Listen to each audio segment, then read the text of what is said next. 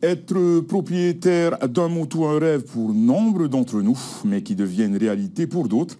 Et depuis la pandémie, la demande et prix de deals privés a explosé dans le monde, même tendance en Polynésie, même si on est encore loin d'un afflux massif de ces riches acquéreurs venus d'Europe et des États-Unis. Mais au moins 3 contrats d'achat sont en cours de finalisation et une dizaine de motos sont sur le marché. Coup de projecteur sur ce secteur avec Jean-Baptiste Calvas. Qui n'a jamais rêvé d'être seul au monde sur son propre moto?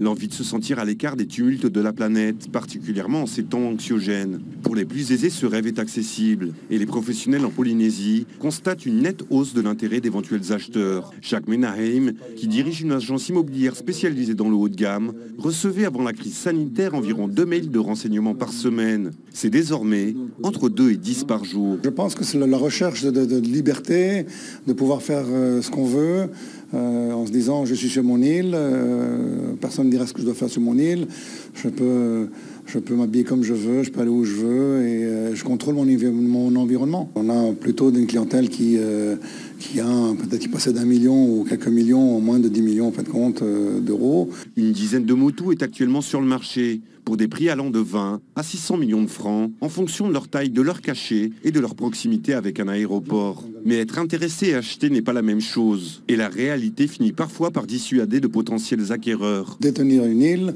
c'est comme acheter un yacht qui ne bouge pas. Donc il faut tout réfléchir, il faut réfléchir sur l'eau, sur l'énergie, sur l'eau usée. Il y a beaucoup qui se rétractent et qui ne font pas le pas de l'acquérir. Au début c'est un rêve et après ça, quand on regarde la réalité, c'est plus compliqué. Pour ce qui est des acquéreurs, ils viennent à parts égales d'Europe et des États-Unis. Si les premiers peuvent acheter sans difficulté, les seconds doivent au préalable obtenir un agrément du gouvernement. Et même s'il y a de la demande, elle reste contenue. Il faut tout relativiser parce qu'il y en a eu très très peu dans les années passées. Et là, on voit depuis le Covid, il y a 2-3 signatures qui se font actuellement sur des îlots privés, mais c'est très minime. Tant qu'on amène des gens ici qui ont un certain pouvoir d'achat et qui sont capables d'amener du travail sur le territoire, il faut les accepter. Et puis voilà, on ne parle pas en millions, on parle en dizaines.